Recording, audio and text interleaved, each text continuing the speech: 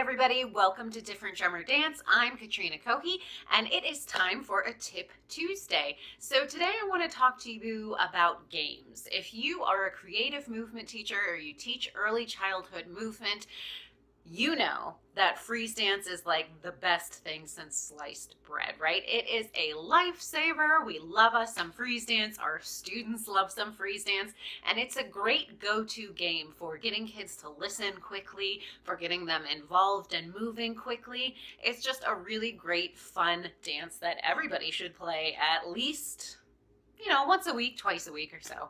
So I love freeze dance, but sometimes it can get a little repetitive, right? When we're teaching the same things over, it can get not only boring for us, but boring for our students. And while it's great to have structure and to be able to count on a routine in your classes, it's also nice just to shake things up every once in a while. So today I'm going to share with you 4 games that I use in my creative movement classes that aren't freeze dance. So the first one comes to us from Anne Green Gilbert, who is an amazing dance childhood educator. If you're not familiar with any of her work or her books, I will leave the link below in the comments for you to go check it out. She has some really amazing resources, and I can't recommend her books enough. So I got this game from her. It is called Giants and Elves. So you're going to divide your room into 2 halves. You can do it with tape or with yoga blocks, but you want to have a clear distinction between 2 sides of your dance space.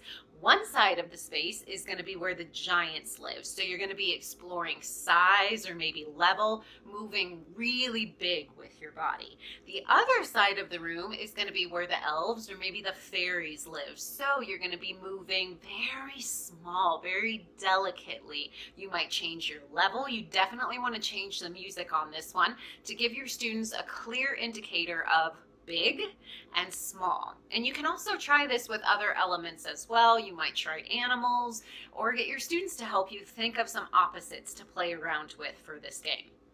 The next game that I want to share with you, I call Choose a Level, and I'm going to try and show you this puzzle without spilling all the pieces. But I got this puzzle at Target for the win in the dollar bin, of course, and I use it to teach levels. So you can see we've got a high level, medium, and then a low level. So that's the concept that we're working on when we use this puzzle.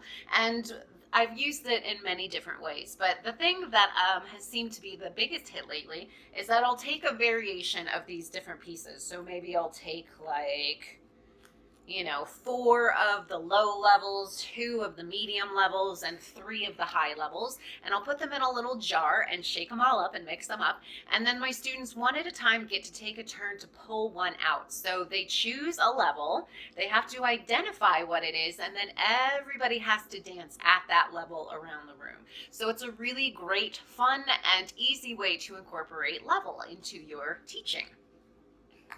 Now, this next game I've been playing for a long time, pretty much as long as I've been teaching, and I've never met a student who didn't like it. I call it Sleeping Fairies, but you can use anything. You don't have to use fairies. You can do sleeping ninjas, dinosaurs, really the world is your oyster. But basically what happens is you ask all of your students to gather in the middle of the room and tell them that a magical spell has been cast on them where everybody is asleep. So they lay their heads down and they're all sleeping quietly. The only thing that can wake them up is a tap on their shoulder with your magic wand, or you could use a scarf or a ribbon, anything really. But when they feel the tap on their shoulder, that means it's their turn to wake up from the magical sleep, and they're going to dance around the room however they choose. And it could be a fairy, it could be a dinosaur, you could incorporate other elements that you might be exploring in your dance classes. And then when they're all done, when they've had their turn to dance, they tap another friend with the wand or the ribbon, and then they fall back to sleep and they let their friend have a turn. It's a really great, fun one to end class with. And then last but certainly not least, this last game you're going to need a parachute or some kind of big fabric, and this one is called Guess the Body Part. So this one's really fun to do as kind of like an icebreaker. I use this one in camps a lot, and if you're talking about body parts and working on isolations with your students, this is also another really great game.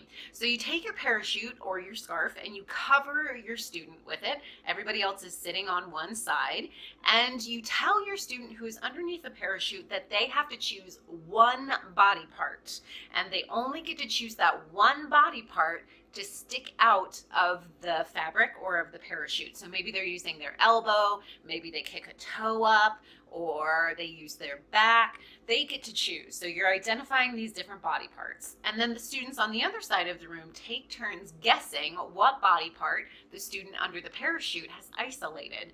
And you can make this one more complicated by adding more body parts, but it's a fun, silly one to get everybody involved. So there you go, my friends. Those are 4 new games besides Freeze Dance for you to try out in your teaching. I would love for you to let me know how they go. If you have any favorites, please do subscribe so you get these videos weekly. You don't miss out. And have a great week teaching. I'll see you next time. Bye.